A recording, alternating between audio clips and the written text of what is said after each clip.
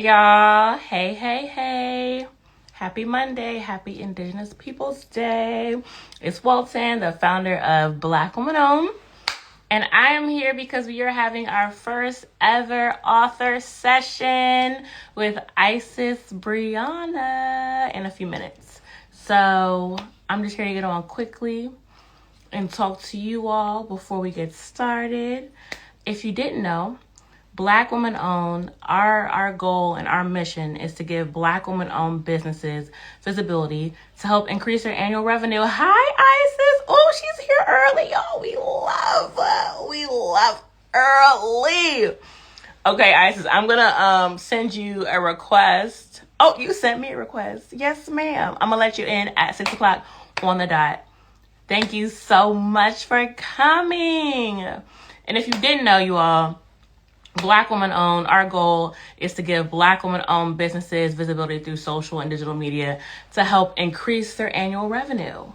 Because there was a report, this was back in about 2018, that said that Black women businesses, Black women firms made an annual revenue of around $24,000. And other women businesses made an annual, or firms made an annual revenue of $142,000. At that moment, after reading that information, our mission changed to amplifying Black women-owned businesses to help you get visibility so that you can increase your revenue. Okay? That's what we're about to do. And today we're having a wonderful conversation, our first author info session, where we will be talking to Isis Breanna about her book, also just about like social media, these trends, and additionally having ADHD and being neurodiverse and being an entrepreneur. We're going to talk about all those things, and I'm very excited. 2 more minutes. I cannot wait. Hey, everybody, if you're just coming in, make sure you tell a friend to tell a friend to tell a friend that we are having this amazing conversation, and we can't wait. Hi, Summer. How are you? Welcome. Hi, LIX, Lanny, Nicole. What's going on? Hey, y'all, come on in. We are so excited. We'll be talking to Isis in just a few minutes. Y'all, it's going to be hi to Misha Guy. Shout out to everybody who shared this already, who shared this in your stories. Hey, Baquita. How y'all doing? We are so excited today to talk to Isis about all the things, okay? When it comes to social media and being a business owner, it can be so overwhelming. It can be crazy, especially if that's not your lane. Like, what if you're an accountant and you run, your accounting services, but people need to know about you on social media too. There's several ways to get customers. And we can't wait to have this conversation with Isis. 1 more minute, y'all, and I'm going to bring her up. I cannot wait. Okay, let's get it started.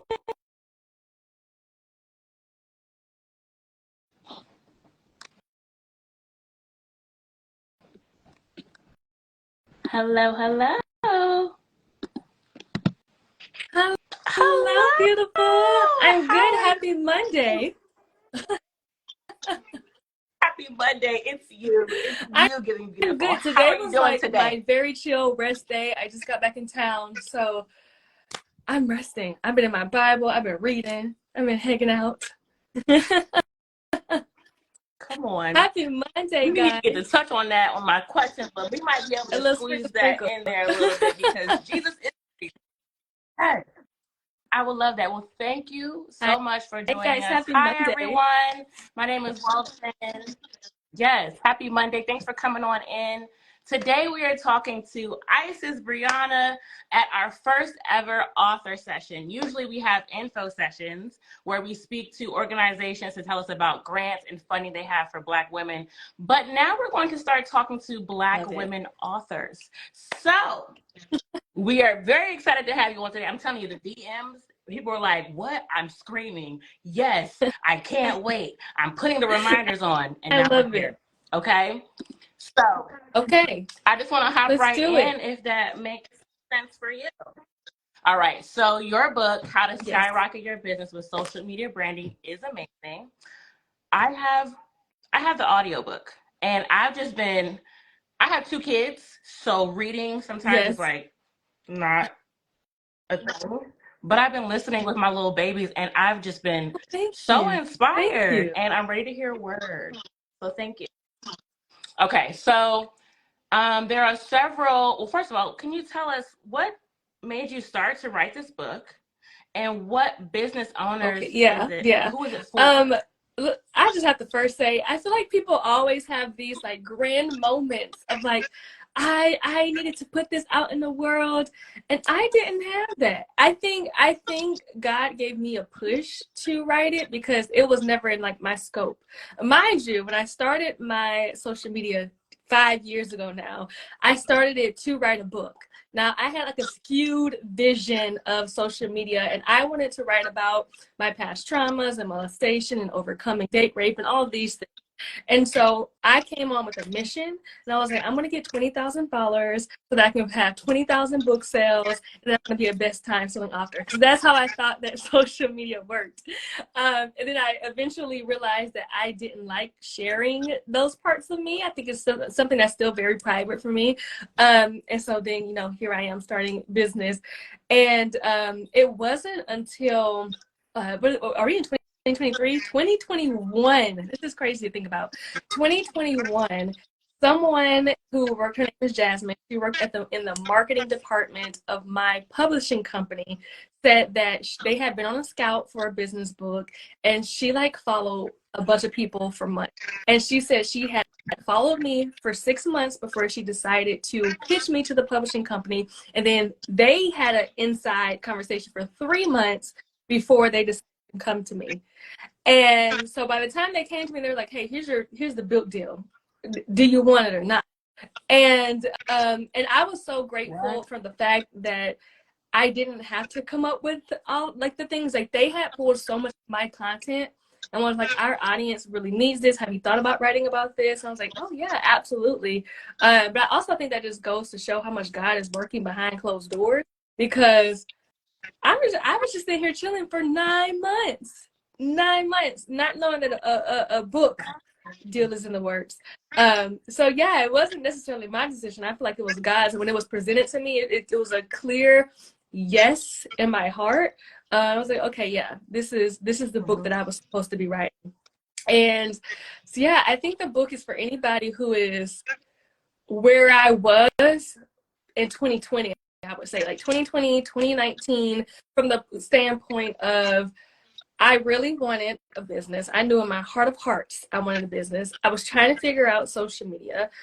I would say, you know what, not even a business. I really wanted to serve people.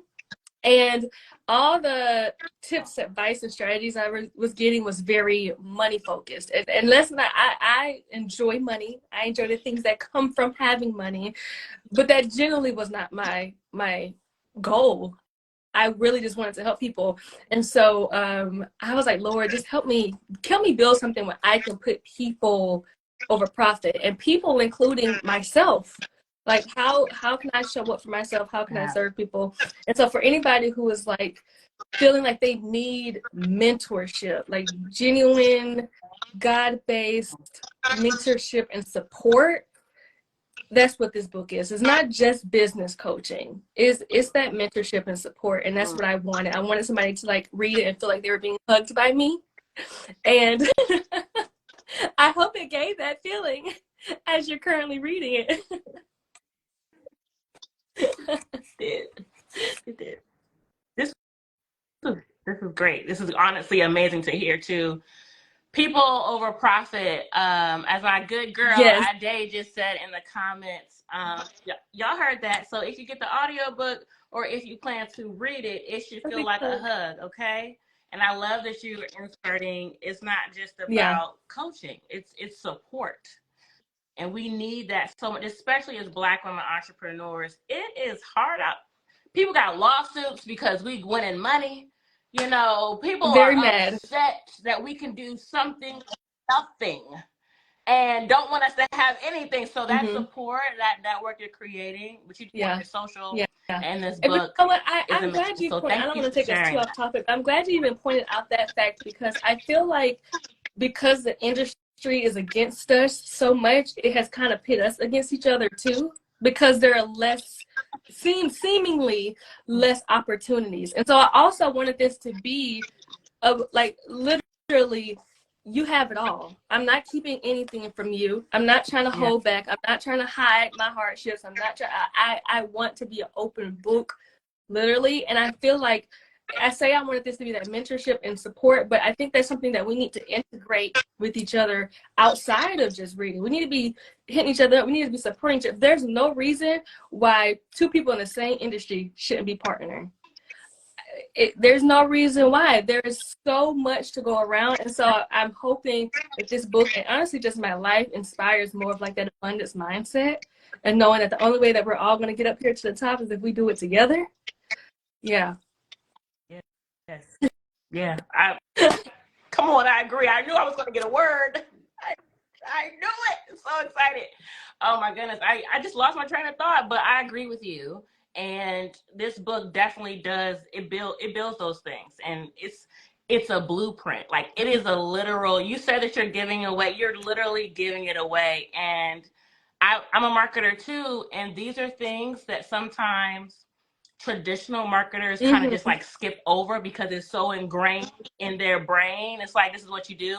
And they forget these certain steps to explain to people. So we thank you. All right. So there are several business owners who don't necessarily have the background knowledge of what it means to use social media as a tool. And that can be overwhelming. So do you have anything for not to give the book away, but do you have any suggestions or tips for those who are overwhelmed or intimidated by social media? Okay, we said don't give the book away. I want to hear something that I don't think, like, now looking back, I'm like, oh, I wish I talked about this a little more in the book, is the fact that marketing at the end of the day is just a conversation. I think that's the easiest way to just help people, is just to simplify things. It is literally a conversation between you and the person you're trying to get to buy your product or your service. And when I say conversation, I mean, like, if you're building a friendship with someone and you don't know something about them, you ask. When you do know something about them, you give it to them. I have a friend, for example, I know this girl, she loves celebrating life with cakes. If she get 500 followers, she's going to buy a cake. If she didn't run out of gas this week, she's going to buy a cake. And so it makes sense for me to buy her a cake when good things happen in her life. I bring that back to getting to know the people that you want to be buying from you, that you want to be in communion with and in communication and opportunity with. It's just a conversation. I wish it was like a simpler way for people to just understand that. It's like, just talk to people. Don't think about it as, oh, I have to promote my stuff. It's like, hey, I'm literally just telling you about what I have. I also think what's beautiful to me about marketing, and I know some marketers who are by the book gonna have a little bit of issue with me saying this, is that we totally forget that God has already set everything in place for us, right? So it kind of blows my mind as a marketer too, because a part of me is like, there's nothing you can do or can't do that's gonna stop you to getting where you're supposed to go. So I think that takes the pressure so much off of having to do all these things, and more so just talking about your product, talking about your service, and getting to know people. Yeah, absolutely. Let's see. We have a comment here. I hate being in the forefront. I like being in the background. How do I get over being shy? All right, before you answer that, hold on. I mean, unless you want to answer right now, you can do it right now. But you know what? Okay, so people don't believe me when I say this, but y'all, I am like the shyest person ever. Okay, I have fought through it and I have grown. So I'm probably not the shyest ever, but I definitely was once. I talk about the fact that when I even used to go in live, I used to pass out on live. I remember one time I had to just get off. I just had to click and I literally passed out because I am a shy person in person, online, whatever. And then today, it's so funny you asked that, because I think this kind of correlates. Today I was reading in the Bible. Oh my gosh, what part was it? It was Samuel was out there fishing. Okay. And he was like fishing all day. He didn't catch any fish.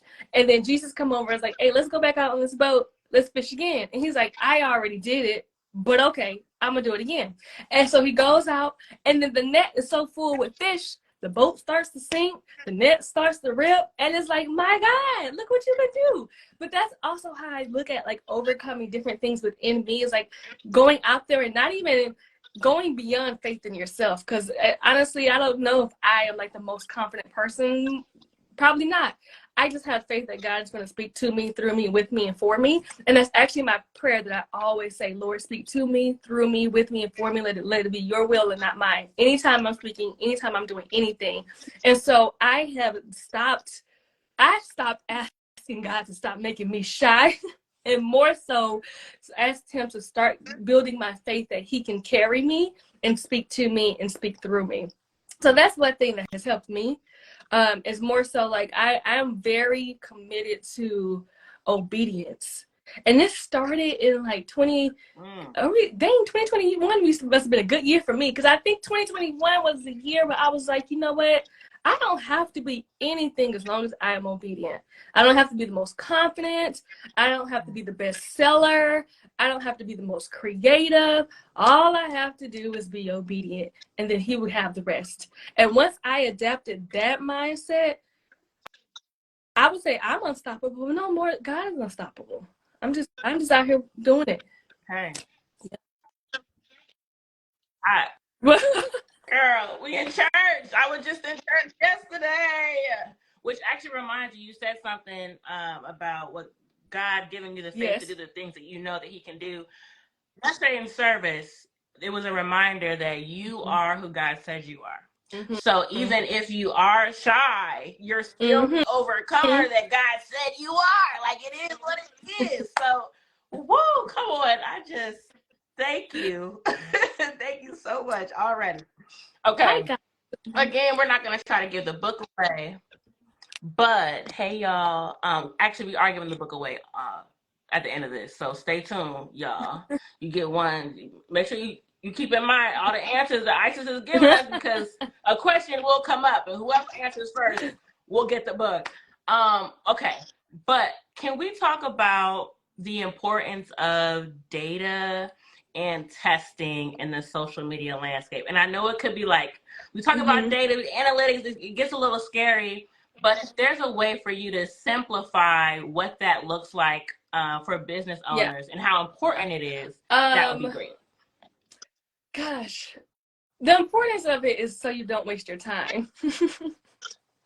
Y'all, mind you, every time I answer questions, I'm laughing because I know that there's like some very serious business owner who is not me, who is going to give you like all this stuff. I'm going to keep it real. It's just so you won't waste time. When you track data, when you understand what people need, and actually, I think it's more important to analyze data than to track it, but we'll talk about that. But when you track data, it gives you the opportunity to not waste your time, to not be creating things, products, services, content, whatever that people don't want. I told a client years ago, and she thought I was kidding. She started laughing. I was like, I don't put anything out in this world where I have to guess if somebody wants it. I already know by the time it's out. If I already know that something is going to sell out, typically I've even sold it out before I even sell it. So data is a thing that makes you, one, for me, it also keeps you very optimistic. I think when you have constant loss after loss in business, or you're just not winning or something, it really discourages you. And so I think we have to go back to the actual scientific piece of marketing and like, okay, but what's really going on here? But when I say analyzing data is more important, or as important as actually getting data and tracking things, is you have to know, I always say you can know what people want, but you have to know why they want to, right? So even for example, if I'm going to use a shoe company, for example, data can show me that 500 people have bought my shoe, and then in the winter months, only 200 people bought it, right? Okay, cool. We know a person who is like, okay, data, that means they'll probably think that every winter they're going to have a slow month, okay? But then you may have to understand, okay, but why were they buying it in the first place? Were they buying it for rock climbing? Now during the winter, they're doing that indoor. So we need to switch the sole of our shoes, right? There are a lot of things that you have to take in and understand why people make their buying decisions so that you won't make time. I'm so sorry I keep telling y'all about the church, but I love reminding people too that data and analytics is the thing that puts a plan behind your purpose. Because we hop so much into business, and I was one of them. I was like, okay, God got me. I'm gonna do everything, and He does. But it's a thing that really puts a plan behind it and make sure that you're a good steward of all of the gifts and the blessings that He's giving you. So I look at it as an opportunity. I think some people get so stressed when we say data, marketing, and numbers. I was like, oh no, God, you give me an opportunity to be a good steward. I rock with that. I like that. Thank you. Yeah. Come on. Thank you. We appreciate it. Thank you. Okay. Yes, now that we got into that, y'all, let's also talk about trends. There's so many trends. I'm not even going to ask you what trends should people be doing. I'm not going to ask you that question because it's kind of in the book about that. So I'm going to let y'all go read a little bit. But I want to know, what trends have you seen work for businesses or business owners, and what are your favorites? Let me ask you guys too. What trends come to mind for you? Like, what trends do you like? Because I'm gonna go ahead and say this. I'm not much of a trends gal.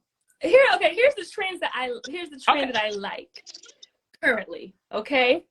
Come on. I still want to hear y'all, but don't make my opinion make you switch up.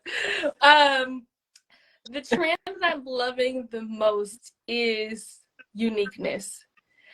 And I say that because I feel like it is a trend, and I hope that it sticks and it becomes the new norm. Because for a while, when we started to have all of these coaches popping up and Instagram reels and sounds, we started to have so many teachers who are like, this is how you do things. And okay, I like that. Let me pass the mic. They said it like that trend. I'm thinking industry trends. Okay. I'm talking industry trends. We'll go to that. But I'm loving uniqueness. And the beautiful thing about uniqueness is that it lends to that organic creativity. And from there, what I'm loving and what I'm seeing from personal brands, corporate brands, etc. Now that we're in the space where everybody is doing their own thing and being big, now we have multiple streams of income, because you have experts who are now leaning into the influencer space. You have corporations who are now having more sponsors coming in and partnering with their products and their service. So yeah, I think that's I want to say I don't pay attention to like the little minute trends like sounds and stuff like that. I'm more so watching the industry trends, and that's the industry trend that I love the most. Awesome. Thank you. I think somebody said, let's pass the mic. They like that trend. Okay. Industry trends. That's it. I have to look it up. You said don't pass the mic. What'd you say? Oh, okay. Well, I'm sure it's probably like a I'm gonna let this person speak type thing. I'm a guess. Y'all let us know in the comment. The person who said that, give us some more insight on the trend so we can be aware. Okay. Now I want to talk about something a little bit more serious. Okay. Now that we're out of trends, I want to talk about something. Actually, this is something I've seen popping up more and more, which is great. I've seen a lot of Black business women coming to the understanding that they are neurodivergent. And it's like it's so many women that I follow that I are amazing business owners are doing it, and they're like using strategies and tactics, and then finding that there's even more strategies and tools for them to use to be even better, and they're already great. Okay. I want to get into that. So as someone who has ADHD, can you tell us what tools and strategies have been working for you? Okay, you may have to remind me of my question, because I have a moment I'm gonna have to spill. I was speaking at CultureCon this weekend, and I said, raise your hand if you have ADHD or if you are neurodivergent anyway. And I saw like maybe 1/6 of the room hands go up, and I was like, oh, I was so happy, because I don't know if you guys remember this, depending on when you were like in high school and middle school and all that, they used to treat ADHD as if I don't think that they treated us individually as they should have. And so I remember being diagnosed with ADHD, and I immediately was like, oh my gosh, something is wrong with me, because growing up, they used to have us all in the same classroom. When I say all of us, I mean anyone who had special needs or who were neurodivergent. So they would have like ADHD in the same classroom as someone who had Down syndrome or something like that. And it just didn't make sense to me. And so I think the narrative behind ADHD, I'm so happy that it's changing, and just all different. The fact that we are now saying, hey, people have different things going on and it's totally okay. And let's figure out how to work with it. I love that. For me, I can give little tools and stuff, and I will, but I think the biggest thing that has helped me with ADHD is realizing that, like, God made me different for a reason, so I need to live my life differently. I don't have to subscribe to, and I'm going to speak for me personally, living the life of, like, the hustler. Like, my biggest shame that used to come from ADHD was the fact that I felt like I couldn't get done everything that everyone else can do on their own. And so I was like, okay, how many more hours can I work? How can I be like, the boss babe? And now I'm in a place where I have completely scaled back, and it's beautiful how much more I get done. Oh my gosh. So for me, my biggest tip was actually like lifestyle change, like figuring out what works for you. For me, it was just completely scaling back. Like when I have more on my plate, it's more likely more stuff is going to slip. I mean, simply put. And so I had to, one, kind of switch up my work hours. I work a lot less. I ask for help a lot more. I am also not on my phone as often as I would say like the average person. I actually have I should have brought it. I have a lockbox. You can get them off Amazon. I have a lockbox for my phone. It is locked in there typically about at least 5 to 6 hours a day. And you set the timer and you cannot bust that thing open. I also love behind me.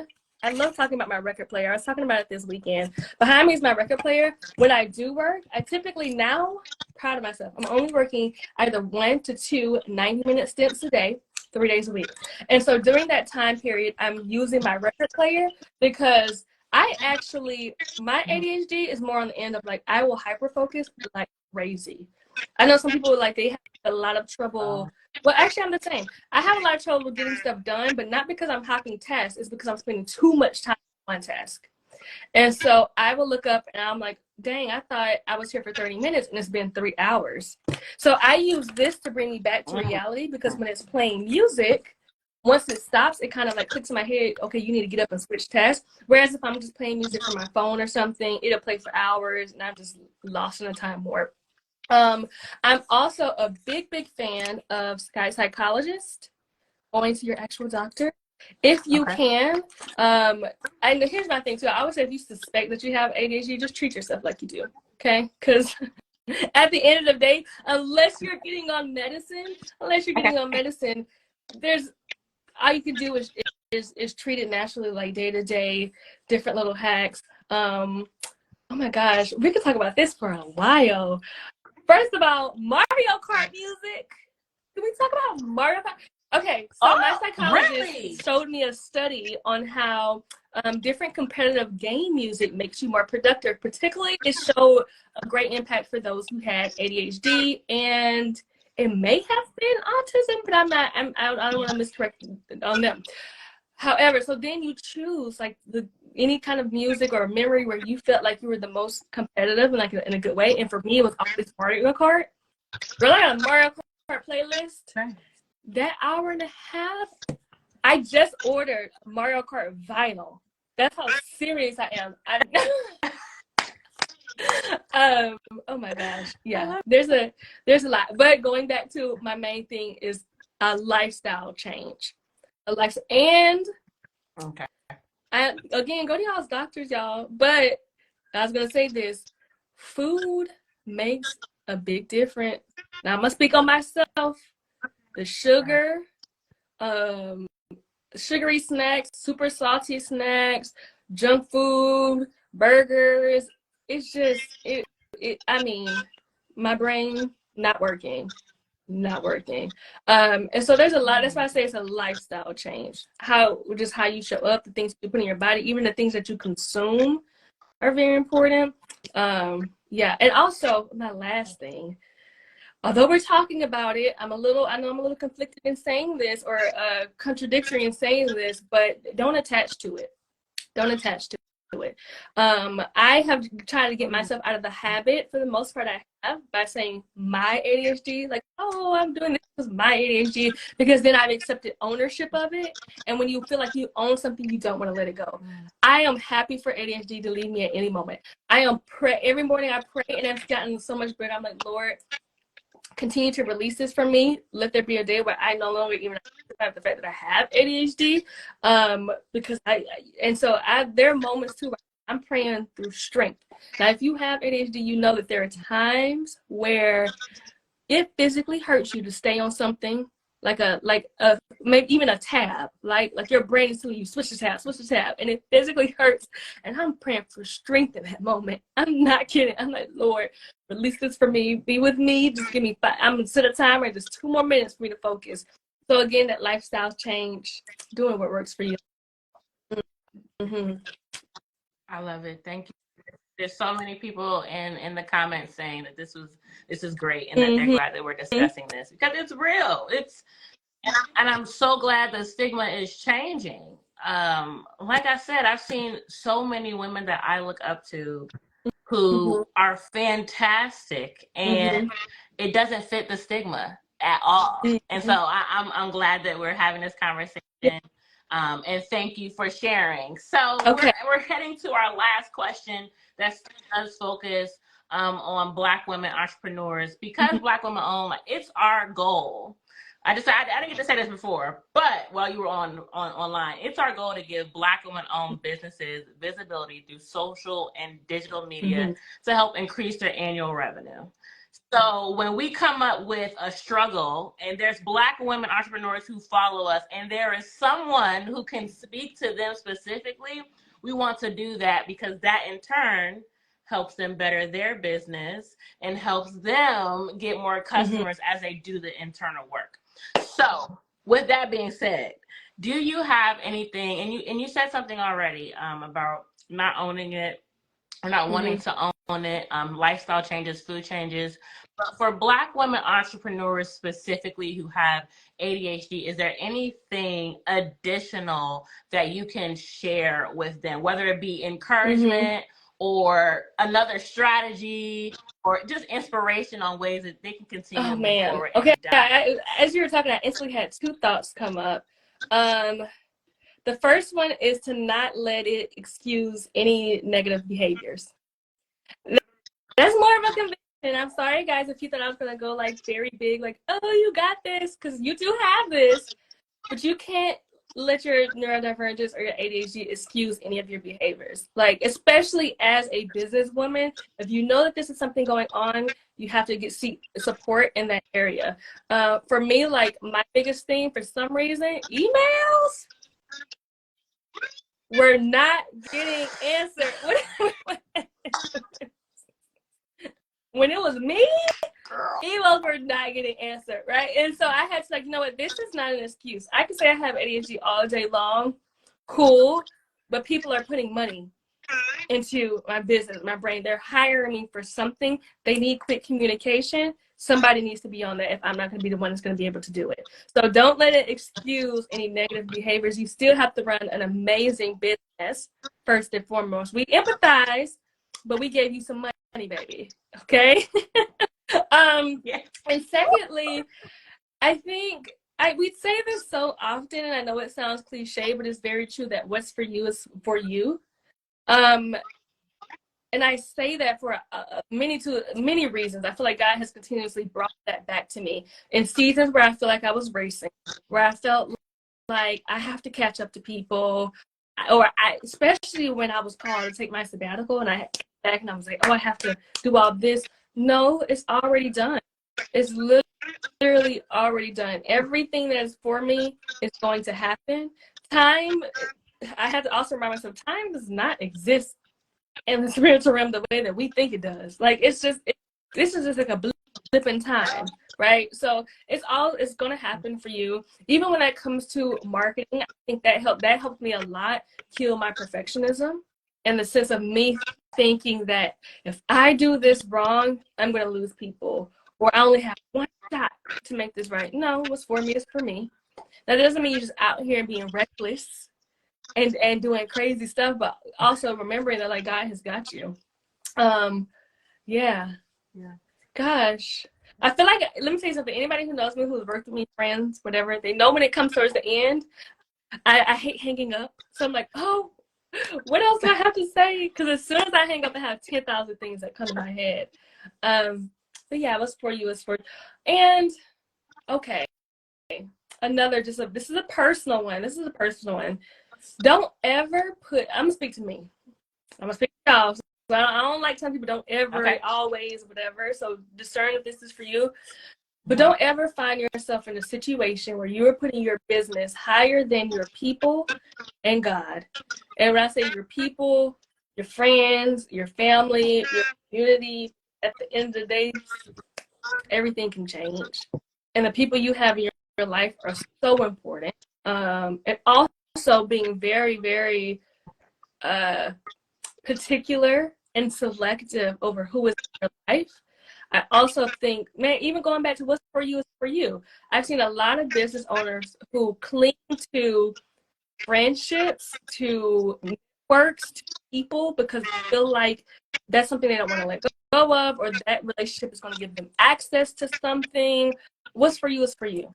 Okay. If it's, for me personally, my rule of thumb, if it's something that's not getting me closer to God, to go. Period. Everything else, I'm not worried about. Oh, I think that's it. What do you think of that?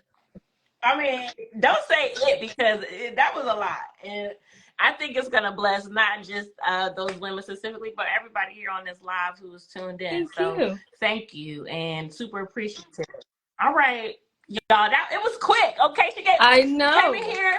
We did a quick word. Are we doing questions? We already 30 people minutes. have questions. I feel like we were answering them along the way. We were. But if you have time for a question or two, I'm happy to have y'all. Okay, y'all.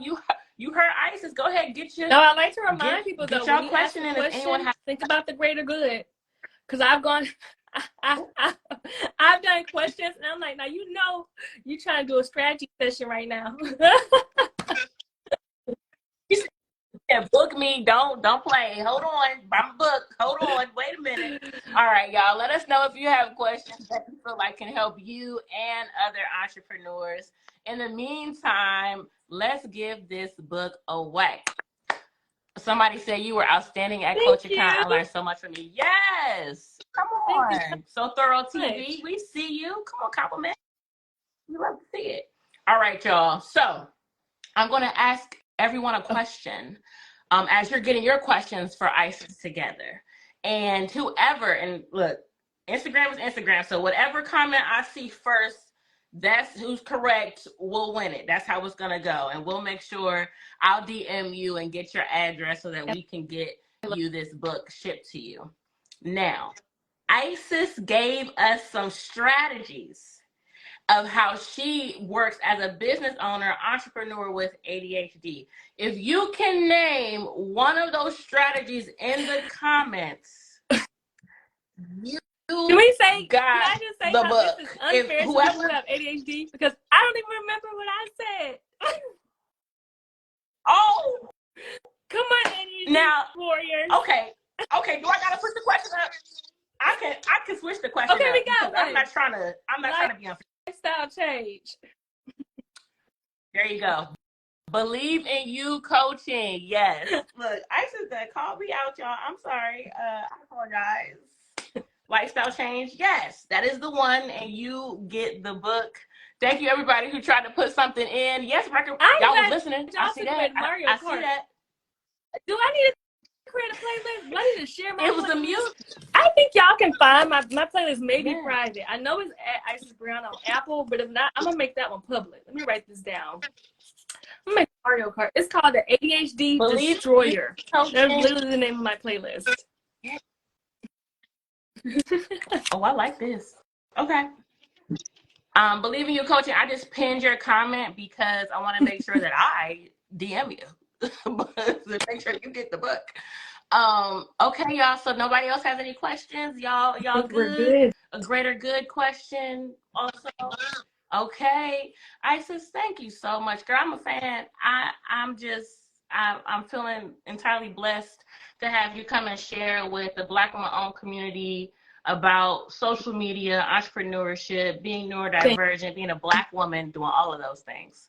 So thank you you guys. so much for joining us, y'all. Yeah. This it's recorded You're and putting it will on be your up page for everyone, for you right? all to see. Okay. I I'll add am. it to I my sure am. story Putting too. it up, and we're gonna cut Once it up too. you guys see it. Okay, perfect. Shayla asked, how do we order the book? It is really on every bookstore that you want. Amazon is, I think, probably the easiest for most people. Amazon has been tripping though. I'm gonna give a little author vent. Amazon has been blocking all of my reviews. Yes, we've written down at least 50 people who have submitted reviews, showed us that they submitted, and they're not going through. Isn't that crazy? So my publishing company reached out to Amazon. It's been like weeks because apparently it's hard to get in touch. And they were saying something about like the comments felt personal or something. I was like, what? Like it felt like a personal relationship, and they blocked comments that feel like a personal relationship. So I'm like, are people supposed to act like they? So I like Amazon. That's confusing. I'm at confused. This point, y'all shop wherever y'all want. But me, Amazon kind of beefing. It's skyrocket your business with social media branding. You guys want to know an inside story about the title too? Please. Girl, I told you I could just keep talking. Okay, so for the first year and a half of me writing this book, I knew, like, my contract and everything said that it was going to be called the paid equation. And this is how data is so important, okay? It was the paid equation. Now, if you know the book, inside of it, I walked through what I call my paid equation. That was the whole title of the book. And that stands for the 4 things that people need to grow their business on social media. So P is for personalization, A is for awareness, I for intimacy, D for demand. And so we did beta testing, and we sent out the title to like thousands of people. And everyone came back and thought that it was a finance book. Yeah. So then I think they sent me maybe like 30 different titles, and I didn't like any of them. And I was like, can we come up with something cute and short? And they were like, I think at this point it's probably best to do just what people are searching for, the search terms. And so the one word that I got to like choose was skyrocket, because that was the word I've been using since I started my business. I always say, guys, skyrocket my business and my clients' business. And I said, y'all do what y'all want with the rest. So skyrocket was my choice, but the book was the paid equation. Wow. We get exclusives over here, okay? And we thank you. Who is this? Is that Khadijah? Hi. She said that makes sense. Hey, Raven. She said, my girls, Amazon, get it together. Yes, Brandon. And I just want to say, shout out to your publicist, Breanna J Communications. Killing it. I love to see a Black woman entrepreneur with a Black woman service provider. Ooh, that's another story for another day. But thank you so much, Isis. Thank you, everyone, for tuning in. This live will go up on Black Woman Owned's page, and we just appreciate you for tuning in. And make sure you go get that book. But Isis, can they give a review anywhere else? Is Amazon the only place? Audible. I would say next stop, if you're an Audible person, you can get it on Audible, leave a review there. But you can leave a review anywhere. Goodreads, Barnes and Noble. This website, the few people in Kenya from this website that I never heard of, and I'm like, oh, dope. So apparently there's some, I have to find out that website. But yeah, you can leave a review anywhere. And also too, you can send them directly to me. Okay. Or like even email them to me, because even so, I like to know them. I like to see, like, I get the sweetest messages on people saying, beyond what my goal was, for people saying this help with their purpose and like understanding their next assignment, just recentering. But I like knowing it, and I add it to my media kit. I'm like, listen, if Amazon ain't gonna do it, I'll do it. Oh, come on. Y'all, we gonna do what we Yes. need to do at the end of the day. Thank you so much, y'all. This has been great conversation. You will get my Audible review. The book is wonderful. This conversation has been great. You all Good have a night, wonderful guys. evening. Thank you, Isis and Breanna. Good night.